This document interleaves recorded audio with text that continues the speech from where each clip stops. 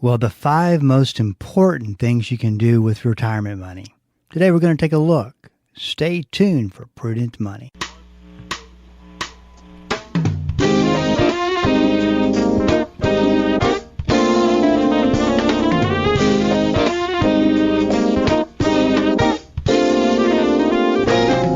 Good afternoon and welcome to the Prudent Money Radio Show. I'm your host, Bob Brooks. Thank you so much for joining me today. You know I do appreciate it. Well, if you got a question for me, please go to the website at www.prudentmoney.com. When you get to the website, just go up to the top of the page and you'll see the link to the Ask Prudent Money and send in your question and I'll get you an answer back or point you to a resource, whatever you might need.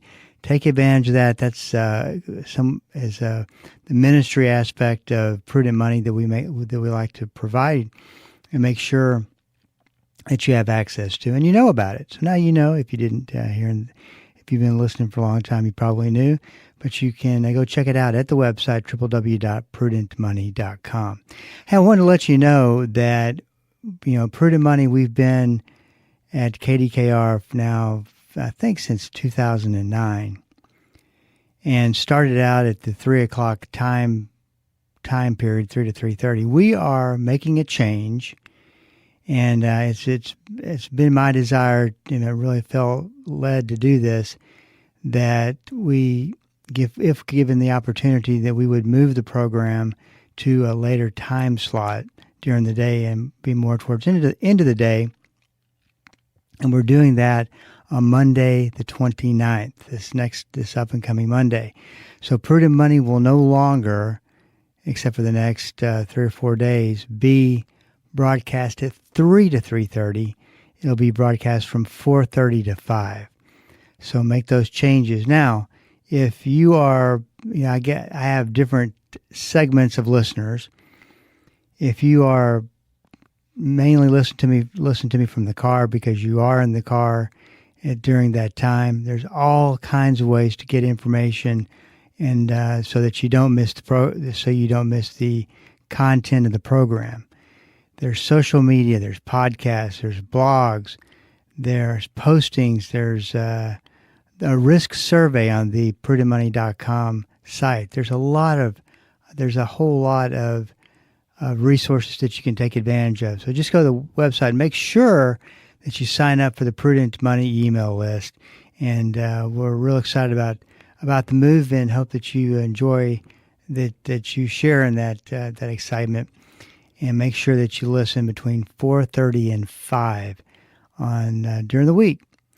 This is Bob Brooks, and you are listening to the Prudent Money Radio Show.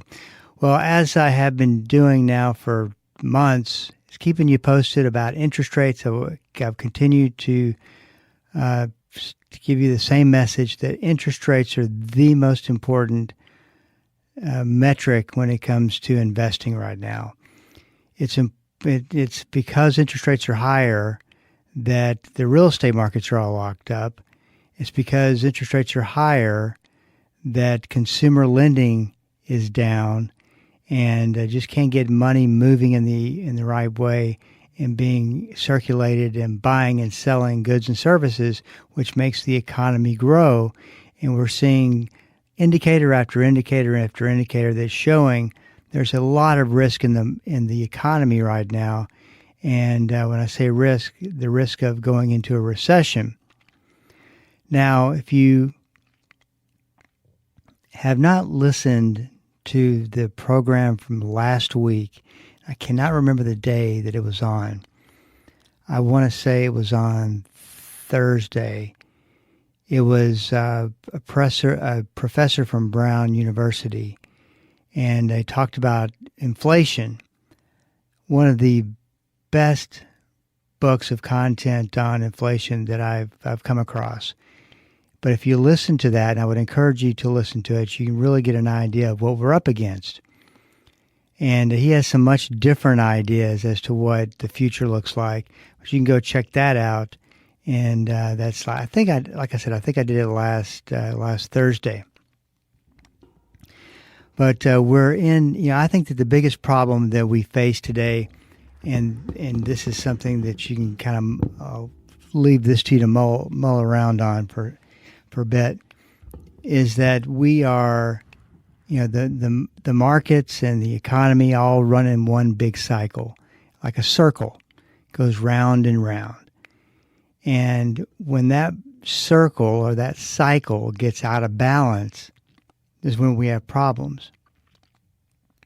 No time in the history of the stock market is in my opinion, is the market more out of balance than it is today.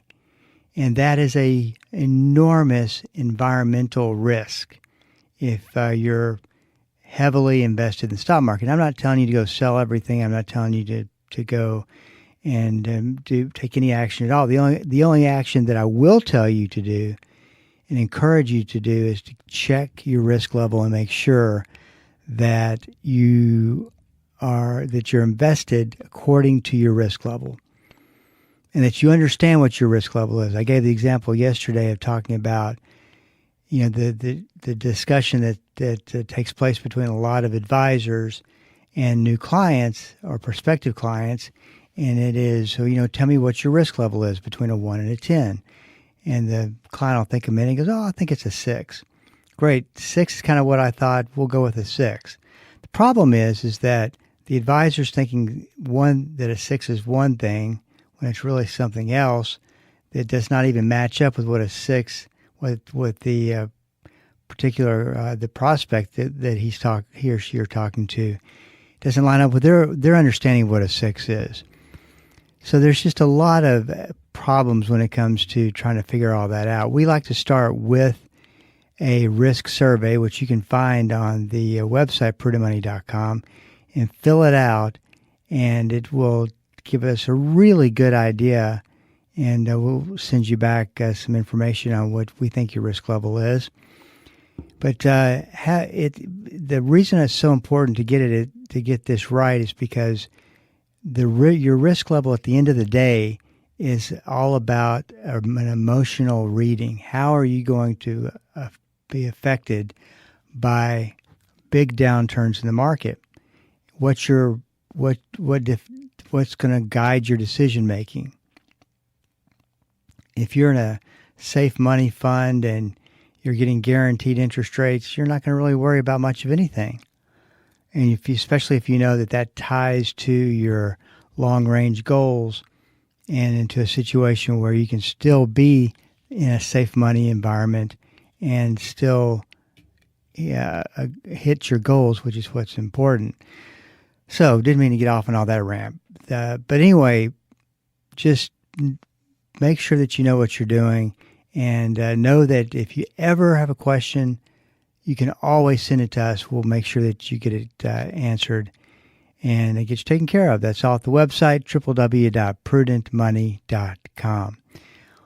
Once again, why interest rates are important is because lower rates create lending activity, higher rates don't. And the biggest red flag, and we've talked about this many times, was last week when the Federal Reserve Board lowered interest rates. Granted, they didn't lower it very much, and it was pretty much expected that they would do what they did. Interest rates should have gone down, but instead they've gone up. They're still going up. That's not what you want to see. So once again, be careful. Now, let's talk a little bit about the 5 most important things you could be doing with your retirement money. Money that is categorized, pledged for retirement. And started this top 5 yesterday, and we'll finish it up today and make sure that we talk about what's the most important aspects for you to know. Best thing to do, though, in my opinion, is to go back and summarize what we talked about. The first one was know your goals. And the question that I posed is, how many of you actually are working towards goals that you set back in January? The statistics say and surveys say the vast majority of people can't even remember what the goals that they set. I've been there. I've always tried to be very intentional about setting goals, but there's a hesitancy in setting goals because it if you're all in, and this is what the actions you're going to take, the decisions you're going to make, and you're going to take that step, there's that hesitancy to doing so because you may have to get out of your, in fact, I promise you'll have to get out of your comfort zone. And we as human beings, unfortunately, tend to survive much better inside of our comfort zone. But I mean know your goals, so I mean know them in depth. If, the example I used yesterday was if someone came up to you and said, why are you saving your money? And you say, for retirement. Well, it gets a lot deeper as to, you need to be able to detail why you're saving your money. Obviously, you're not going to tell a person all of this, but you know this in the back of your mind. If you save X amount of dollars a month, you make X amount of return on an average basis, you're taking a certain level of risk.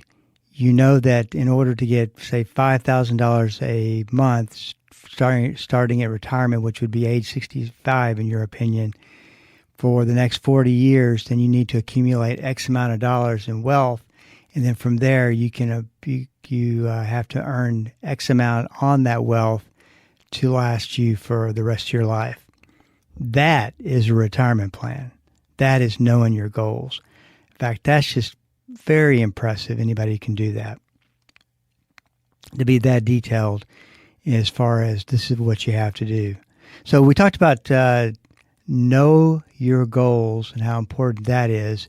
The bottom line is to be successful long term, you got to be successful in understanding how to set goals and how to achieve goals and how to work the process.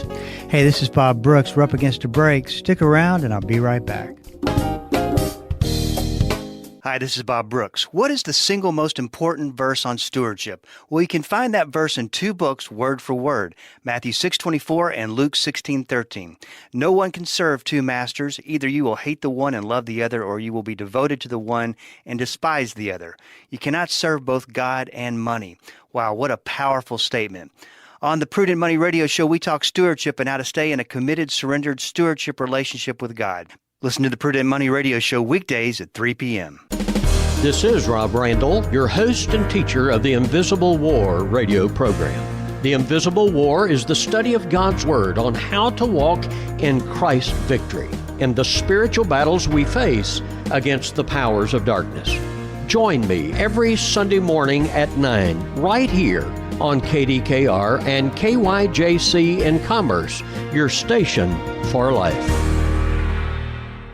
Hi, I'm Jan Markell, host of Understanding the Times. We're very excited to be a part of Bible School Radio. I hope you will join me Saturday, 10 a.m. for cutting-edge guests and the latest information to help you discern the truth, even the inconvenient truth. We'll help you understand our times and contend for the faith. That's Understanding the Times, Saturday at 10 a.m. right here on Bible School Radio or anytime at olivetreeviews.org.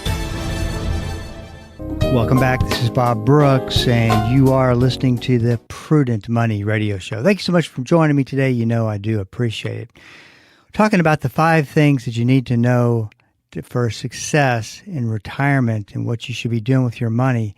There's a lot of articles being written to tell you what you should be doing. I think this is the top 5, and I'm going to sneak a 6th one in there that brings it all together. But let's get to the first 5 first. Number 1 was know your goals. Number 2 is know your risk level. This one is extremely important. They're all extremely important, but this one especially, because with the wrong risk level, you could end up totally abandoning ship and making a lot of mistakes. So very important to know your risk level. We talked a little bit about it a while ago, but it's not just about diversification. It's about having a plan A when the market goes up, a plan B when the market goes down. I think this is a stewardship issue. And I think it's a stewardship principle to be able to manage the risk in your portfolio of your retirement money and really be in tune with, okay, this is what I am. This is the kind of risk I'm taking. This is the amount of risk I'm taking. And I am comfortable with it, even in the worst case scenario. that will keep you sleeping good at night. And just ignoring it, which is what a lot of people do, it's not real productive. So as I said, just know your risk level, know what your plan A is if the market goes up, if that starts to change. What's your plan B? Always have a plan B. Number 3, how much are you committed to save, and what is your number that is going to get you there? I had a phrase I talked about for a long time called know your numbers. And you need to be able to commit to saving a certain amount of money on a monthly basis or an annual basis to get you to where you need to go. Because when you're doing planning, there's 2 dates that are the most important. The date you start saving and the date that you stop saving and you start living off of your retirement money. And that's an important one because you start, and in between there, you need to save enough money and grow that money at a growth rate that gets you to that date that you start taking money out. And, there's a lot of competition for what you have coming in on a monthly basis. And this is where you have to look at what's the most important to me. You could be looking, any person could be looking at, well, I've got college for the kids that I'm committing to X amount of dollars. And there's retirement that I would like to retire at age 67. And then there's weddings for my 2 kids. And then there is buying a home, maybe you haven't bought a home yet. And then there's tithing. We don't want to leave tithing out by any stretch. So there's a lot of things you're going to value. And the thing that's most important for you to realize is that everything is a value play. Everything you do with money tells the world what you value the most.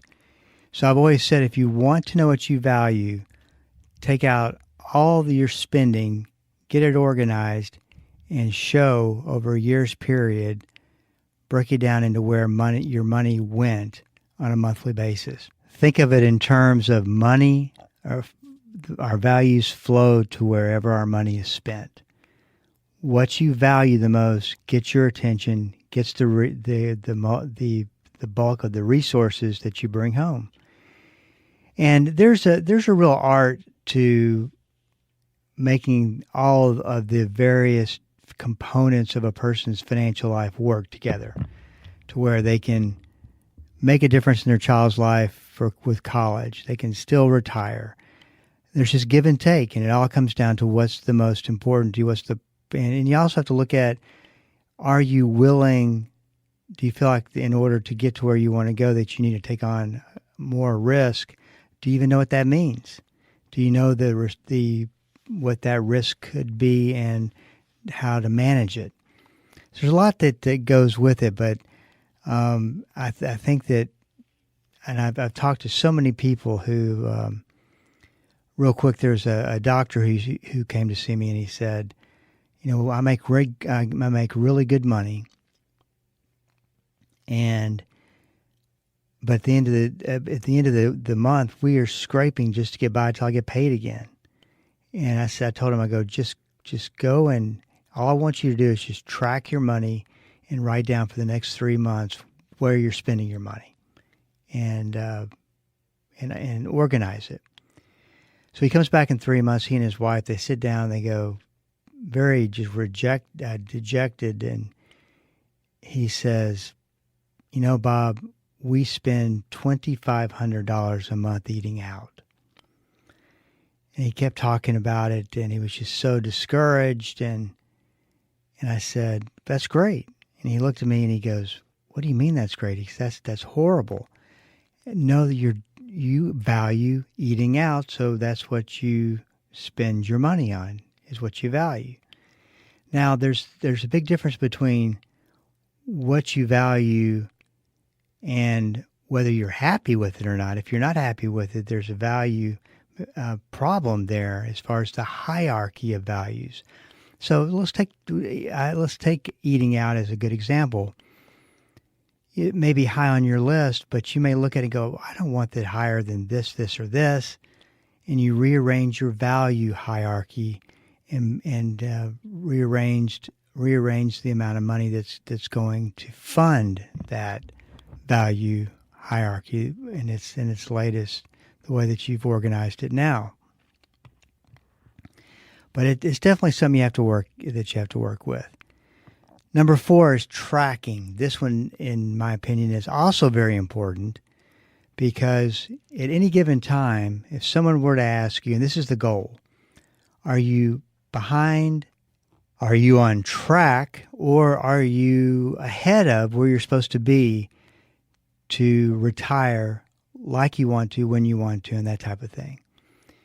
And that's always the question that I would encourage you and challenge you. That's the question you should be asking every time you look at your money, and you check the numbers. And this is one of the easiest things to do to set this up, to where you can track and see, are you on where you need to be, or are you not? And if you're not, do you need to make changes?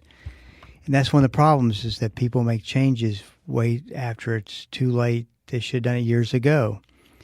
So tracking, very important to know if you are on schedule or not. Number 5, I think, is very important as well. And it kind of ties into number 6. But we limited it to 5. But know that number 6 is probably the main one. But number 5 is commitment to prudent stewardship. We talk a lot about stewardship, obviously, on prudent money, and it's very important to make sure that God is included in this process. That you pray over what you do with money, and that you have a singular peace about what you're doing with money. And you know the peace I'm talking about, the peace that only God can give us. So very important to make sure that we are doing His financial will for our lives, versus doing our own financial life and leaving Him aside. I think it's very easy to leave God out of the process. But it's obviously the most important thing that you can do is include Him in the process, and make sure you're going. He can lead the way, and when you need to get out of that comfort zone, He's there with you. Most importantly, when we're talking about prudent money, we're talking about stewardship, we're talking about tithing, and this, of course, I don't even want to use the word controversial, but it's something a lot of people don't like to talk about. And one of the reasons why it's tough to talk about from the pulpit. That's why a lot of pastors don't like to talk about it. Not everybody. I'm not want to stereotype. You say it's a difficult subject to discuss.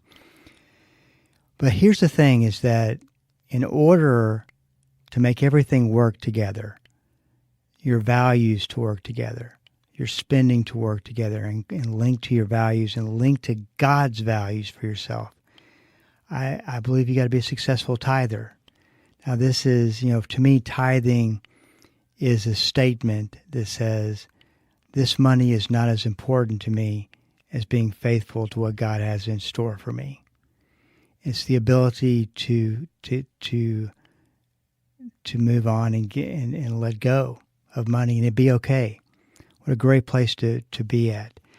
And I would suggest that all of this doesn't, if you wanted to find one thing that's the most important thing for you to do, it is to tithe, to regularly give back. And I think that it's like the glue that holds everything together, because you really can't make it all work unless you're tithing.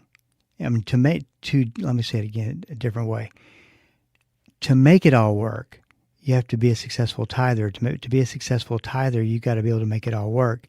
I believe that to do that and do it in the appropriate manner and it being as an act of worship between you and God, you have to lean on Him to make the right decisions just to make that happen.